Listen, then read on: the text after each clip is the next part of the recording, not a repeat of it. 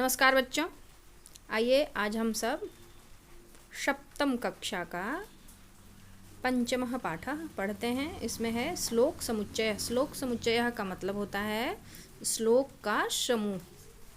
क्या आप जानते हैं संस्कृत साहित्य ऐसे श्लोकों के लिए प्रसिद्ध है जिनमें अच्छी अच्छी बातें बताई गई हैं। शीर्षक को देखिए, शीर्षक में है श्लोक समुच्चय अर्थात श्लोक समूह। शताब्दियों पूर्व लिखे गए ये श्लोक आज भी प्रासंगिक हैं और सदा रहेंगे। इसमें जो सीख भरी बातें बताई गई हैं लोग आज भी इसका अनुसरण करते हैं। इनमें जीवन के मूल्य निहित हैं। सस्वर वाचन पुनर्वाचन करने से ये सरलता से कंठस्थ हो जाते हैं। आइए आज हम देखते हैं इन श्लोकों में कौन कौन से श्लोक हैं। तो सबसे पहले है वाणी रसवती यस्य यस्य श्रमवती क्रिया लक्ष्मी दानवती यस्य सफलम तस्य जीवितम। जिस मनुष्य की वाणी रसवती होती है, रसवती मीन्स मधुर होती है, यस्य श्रमवती क्रिया, जिसकी क्रिया श्रमवती होती है, यानी जो अपने काम को, किसी भी काम को बहुत ही मेहनत लगन के साथ परिश्रम के साथ करता है। लक्ष्मी दानवती यस्य, जिसके पास लक्ष्मी है, लक्ष्मी अर्थात धन है और उसे वो दान करता हो, ज़रूरतमंदों को देता हो, सफलम तस्य जीवन जीवितम, उसी का जीवन सफल होता है।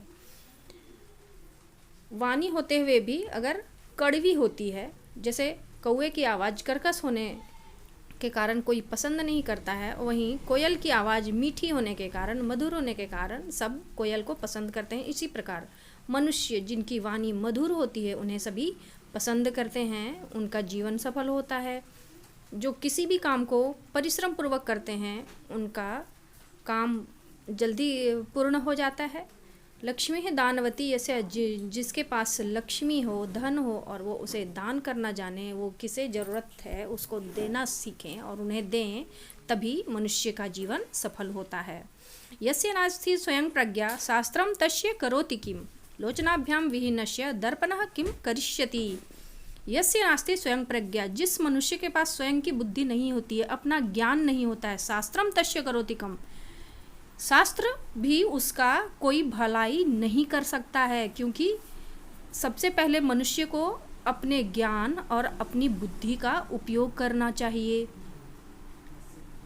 जिस प्रकार लोचनाभ्याम विहीनस्य दर्पणः किम करिष्यति, जिसके पास आंखें ही न हो, जो आंखों से अंधा हो, दर्पणः किम करिष्यति, उसके सामने अगर दर्पण को रख दिया जाए तो भी उसे कोई लाभ नहीं होगा। इसी प्रकार मनुष्य के सामने जिसकी स्वयं की बुद्धि नहीं हो, जो अपने ज्ञान का प्रयोग नहीं करता है, उसको शास्त्र सुनाने से भी उसका कोई लाभ नहीं होता। शैले शैले न माणिक्यम मौक्तिकम न गजे गजे साधवः न ही सर्वत्र चंदनम न वने वने। जिस प्रकार सभी पर्वतों में माणिक्य मणि नहीं होता, मौक्तिकम न गजे गजे, सभी हाथियों में मौक्तिक यानी कि मोती नहीं पाया जाता है, साधवः न ही सर्वत्र, उसी प्रकार साधु जन अच्छे लोग हर जगह नहीं होते, चंदनम न वने वने, जंगल तो बहुत हैं लेकिन सभी जंगलों में चंदन के वृक्ष नहीं पाए जाते हैं। अर्थात श्रेष्ठ जो भी हैं वो हर जगह हर समय नहीं मिलते हैं। चंदनम शीतलम लोके चंदनादपि चंद्रमा चंद्र चंदनयो मध्ये शीतला साधु संगति। इस संसार में चंदन को शीतल कहा गया है। चंदन हमें ठंडक प्रदान करता है। चंदनादपि चंद्रमा, लेकिन चंदन से ज़्यादा शीतलता हमें चंद्रमा की रोशनी से मिलती है। चंद्र चंदन योह मध्य शीतला साधु संगति, लेकिन चंद्रमा और चंदन दोनों के बीच में, दोनों से अधिक शीतल होती है साधु संगति, अच्छे लोगों की संगति। अगर हमारे अच्छे मित्र हों, अच्छे लोगों से हमारी दोस्ती हो गई तो हमारा पूरा जीवन ही शीतल हो जाता है, हमारा पूरा जीवन सफल हो जाता है। तो इसीलिए कहा गया है कि चंदन शीतल होता है, चंदन से ज़्यादा शीतल चंद्रमा होता है, और चंद्रमा और चंदन दोनों से अधिक शीतल अच्छे लोगों की संगति होती है। तो हमें हमेशा अच्छे लोगों की ही संगति करनी चाहिए। सरदी न वर्षति गर्जति वर्षति वर्षासु निःस्वनः मेघः नीचः वदति न कुरुते न वदति शुजनः करोत्येव। शरदी न वर्षति, सर्दी के मौसम में, शरद ऋतु में वर्षा ज़्यादा नहीं होती है लेकिन गर्जन होता है ज़्यादा। वर्षति वर्षासु निःस्वनः मेघः, बारिश के मौसम में, वर्षा के मौसम में वर्षा होती है, एकदम से स्थिर वर्षा होती है, ज़्यादा मेघ का गरजना हमें नहीं सुनाई देता है। नीचः वदति न कुरुते, उसी प्रकार क्षुद्र बुद्धि वाले लोग, जो नीच बुद्धि वाले होते हैं, वो बोलते बहुत हैं लेकिन करते नहीं। न वदति शुजनः करोत्येव, सुजन लोग जो होते हैं, जो अच्छे मनुष्य होते हैं, वो बहुत ज़्यादा बोलते नहीं हैं, वो करके साबित करते हैं, अपने काम को पूरा करते हैं, वो ज़्यादा बोलते नहीं हैं। इसीलिए कहा गया है कि जो ज़्यादा गरजता है वो ज़्यादा बरसता नहीं है, जो ज़्यादा बोलते हैं वो ज़्यादा कर नहीं पाते हैं, और जो लोग बहुत ज़्यादा करते हैं वो अधिक बोलते नहीं हैं। बोलने से नहीं होता है, हमें किसी भी काम को करके और साबित करना चाहिए। इस प्रकार ये हमारा श्लोक समुच्चय पूरा होता है। आप इसे अच्छे से पढ़ें और इसे समझें। अब है नीचे ध्यातव्यम। विशेष्य पद के लिंग, स्त्रीलिंग, पुल्लिंग, नपुंसक लिंग होता है, 3 लिंग होते हैं। वचन भी 3 होते हैं, एक वचन, द्विवचन, बहुवचन और विभक्ति प्रथमा द्वितीया। इस प्रकार इसके अनुसार विशेषण का रूप यथा शीतला साधु संगति, संगति स्त्रीलिंग है तो इसमें शीतला इसकी विशेषण है। शब्दों के लिंग यथा दर्पणः मेघः, ये पुल्लिंग है। जीवितम और शास्त्रम नपुंसक लिंग है।